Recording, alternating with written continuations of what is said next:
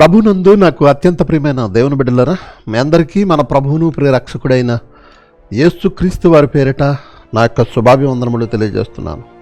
దేవుని వాక్యం చదువుతున్నప్పుడు చాలా సంగతులు మనము పర్టికులర్గా గమనించము.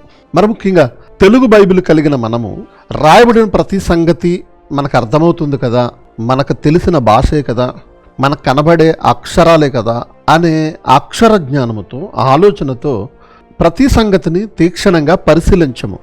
మనము పరిశీలించకపోబట్టి ఒక ప్రాముఖ్యమైన సందర్భం మతోన్మాదులకు, క్రీస్తు విరోధులకు చాలా అపార్థమైంది.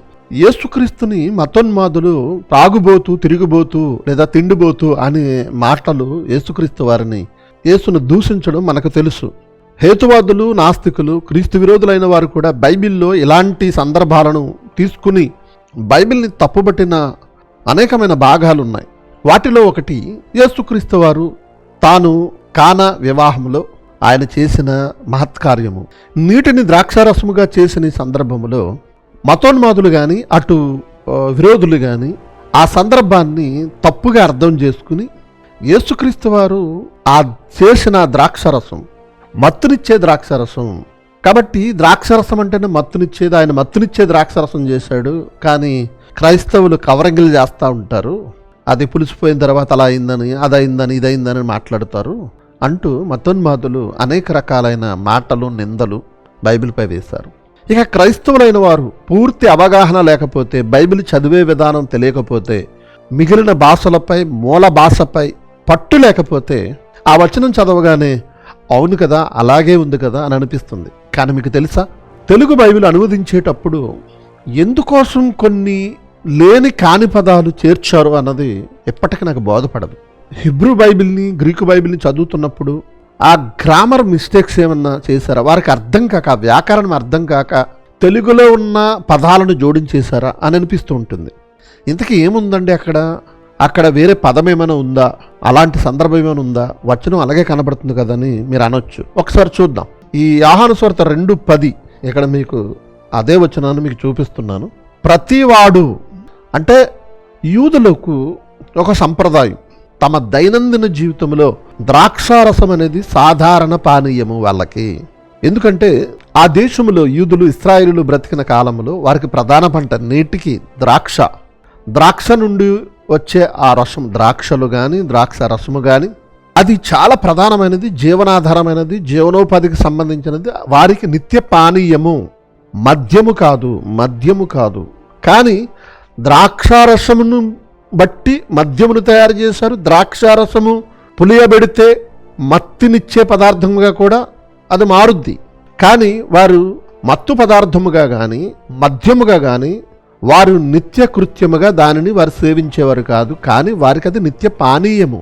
ఇక విందులలో, ఫంక్షన్స్లో, వివాహ కార్యక్రమాల్లో కానీ ఇతరత్ర వివాహాది పగటి విందు కానీ రాత్రి విందు కానీ జరిగినప్పుడు ఆ ఫంక్షన్స్లో మస్ట్ అండ్ షుడ్గా చేపలు, మాంసముతో, రొట్టెతో, వాటితో పాటు ఖచ్చితంగా వారు పానీయముగా ఖచ్చితంగా ద్రాక్షారసం అనేది తీసుకునేవారు.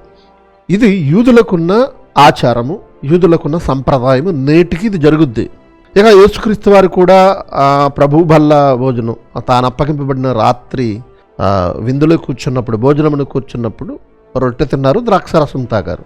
అది మద్యము కాదు, మత్తునిచ్చేది కాదు, గుర్తుపెట్టుకోండి. ఇక్కడ విందు ప్రధాని గతంలో జరిగిన కొన్ని సందర్భాలను గుర్తు చేస్తున్నాడు. గతంలో జరిగిన సందర్భం, మిగిలిన వారికి జరిగిన సందర్భం, అక్కడ జరిగిన సందర్భం కాదు, మిగిలిన సందర్భం చెబుతున్నాడు. ప్రతివాడు మొదట మంచి ద్రాక్షారసమును పోసి, ఆయా విందులలో నేను చూశాను, ముందు మంచి ద్రాక్షారసం పోతాడు, అది అయిపోగానే మరి మరలా మంచి ద్రాక్షారసం పోయలేడు. జబ్బు అంటే క్వాలిటీ తక్కువది, నాణ్యత తక్కువ ద్రాక్షారసం పోవడం నాకు తెలుసు. కానీ నువ్వేంటి, ద్రాక్షారసం అయిపోయినా కానీ మరలా మంచి ద్రాక్షారసం ఎక్కడ దాచావు ఇది అని అడుగుతున్నాడు. దానికి సంబంధించిన సందర్భంలో ఉపయోగించబడిన పదం చూడండి. ఇప్పుడు యోహాను సువార్త 2:10 ప్రతివాడును మొదట మంచి ద్రాక్షారసమును పోసి జనులు మత్తుగా ఉన్నప్పుడు, చూడండి నేను రెడ్ మార్క్ చేశాను, ఇది జనులు మత్తుగా ఉన్నప్పుడు జబ్బు రసము పోయిను. జనులు మత్తుగా ఉన్నప్పుడు ఈ పద ప్రయోగాలను మీరు ఆలోచిస్తే చూడండి, మన ప్రాంతాలలో పెళ్ళిళ్ళలో ఎక్కువ మంది వచ్చేసారు అనుకోండి, సాంబార్ కాస్త పలసన చేస్తారు. సరిపోదన్నప్పుడు ముందు వడ్డించేస్తారు, అరే జనం వస్తున్నారు సరిపోదనుకున్నప్పుడు సాంబార్ని పలసన చేస్తారు. మరికొంత నీరు చింతపండు రసం వేసి మరలా మరిగిస్తారు. కాస్త ముందు వేసిన సాంబార్కి వెనక వేసిన సాంబార్కి కాస్త తేడా ఉంటుంది. ముందు చిక్కటి మజ్జిగిస్తారు, సరిపోవడం లేదనుకోండి కాస్త వాటర్ కలుపుతారు, పలసన చేస్తారు. అలా జబ్బు రసం అనగానే అదేదో జబ్బుది అని అనుకోకండి, నాణ్యత తక్కువది. ముందేమో ప్యూర్ గ్రేప్ డ్రింక్, రెండవది కాస్త పలసన చేసింది. ఒకవేళ అయిపోతుంది జనం ఉన్నారు వాళ్ళకి అవసరం అనుకున్నప్పుడు పలసన చేసి ఇచ్చేవారు. దీన్ని వివరించే క్రమంలో లేదా దీనిని అనువదించే క్రమంలో తెలుగు బైబిల్లో ఏమని చెప్పారు? జనులు మత్తుగా ఉన్నప్పుడు జబ్బు రసము పోయిను, ప్రతివాడు మొదట మంచి ద్రాక్షారసమును పోసి జనుల మత్తుగా ఉన్నప్పుడు అని అనువదించబడింది. నిజానికి ఇది కాదు ఒరిజినల్ లెటర్. జనులు మత్తుగా ఉన్నప్పుడు అన్నది గ్రీకు బైబిల్లో మూల ప్రతుల్లో లేదు. ఒకసారి చూద్దాం గ్రీకు బైబిల్లో కూడా ఏముందో చూడండి. గ్రీకు పదానికి అర్థం చూడండి. They might have drunk freely. స్వేచ్ఛగా వారికి కావలసినంత త్రాగారని ఉంది. జనులు మత్తుగా ఉన్నప్పుడు అని లేదు, దాని అర్థం అది కాదు.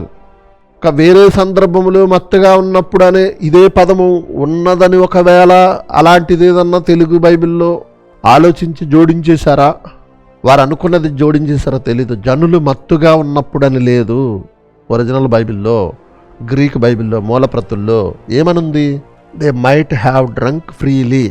ఈ గ్రీకు పదానికి అర్థం ఇది. స్వేచ్ఛగా వారు త్రాగారు, కావలసినంత తాగారు, కాబట్టి ద్రాక్షరసం అయిపోయింది. ఇంగ్లీష్ వెర్షన్స్లో చూస్తే ఏమర్థం వస్తుందండి? న్యూ ఇంటర్నేషనల్ వెర్షన్లో after the guest have had too much to drink అని ఉంది. న్యూ లివింగ్ ట్రాన్స్లేషన్లో when everyone has had a lot to drink అని ఉంది. English standard version when people have drunk freely అని ఉంది. ఇంగ్లీష్ వెర్షన్స్లో చూస్తే ఏమర్థం వస్తుందండి?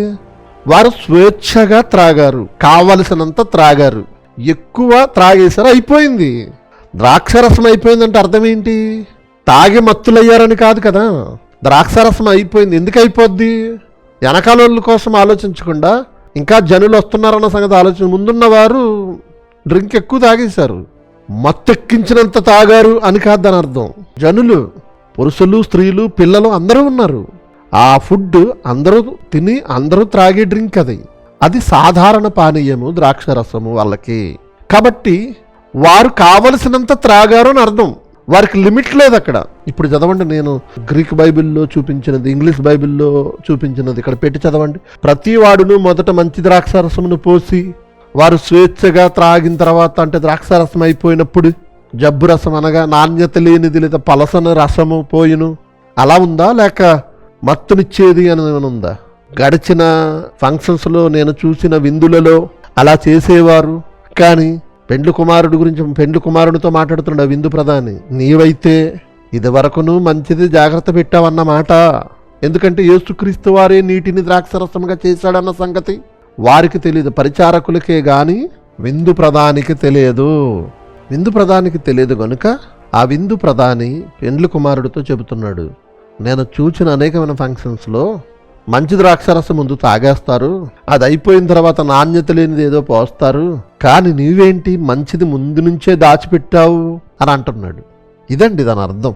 దేవుని బిడ్డలారా, బైబిలు చదివేటప్పుడు వారికి అపార్థముగా అనిపించి తప్పులున్నాయని మాట్లాడి ఏ విరోధైనా వారు అలా మాట్లాడుతున్నారంటే కారణం క్రైస్తవుడా బైబిల్పై నీకు సరైన అవగాహన లేక. నీకు బైబిల్పై అవగాహన లేనంత వరకు మతోన్మాదులు విరోధులు చెప్పినవే నీకు నిజాలనిపిస్తాయి. అందుకే మేము చెబుతున్నాం, బైబిల్ చదవండి ప్లీజ్, బైబిల్ చదవండి. మీకు అర్థం కాని సంగతులు మాలాంటి వారిని అడగండి. పరిశోధించి చెప్పే అనేక మంది మన సహోదరులు ఉన్నారు, బోధకులు ఉన్నారు. వారు విపులంగా మీకు చెబుతారు, నేను చెబుతాను. కాబట్టి మీకు బైబిల్పై అవగాహన లేనంత వరకు మతోన్మాదులు క్రీస్తు విరోధులు బైబిల్పై దాడి చేస్తూనే ఉంటారు. వారు చెప్పిన సంగతులు నిజమే అనే భ్రమలోనికి బైబిల్పై అవగాహన లేని వారు వెళ్ళిపోతారు, భ్రమకు గురవుతారు. కాబట్టి బైబిల్ బాగా చదవండి. అక్కడ విందు ప్రధాని చెప్పిన ఆ సెంటెన్స్లో జనులు మత్తుగా ఉన్నప్పుడు అనే పదం లేదు. కాబట్టి దేవుని బిడ్డలారా, ఆలోచించండి, బైబిల్ని అర్థం చేసుకోండి, అవగాహన పెంచుకోండి. విరోధులు వారు మాట్లాడుతున్నప్పుడు మీరు సమాధానం ఇచ్చేవారిగా ఉండండి.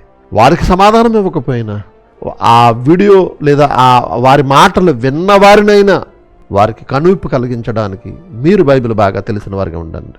అట్టి కృప దేవుడు మీకు నాకు మనందరికీ అనుగ్రహించునుగాక. ఆమేన్.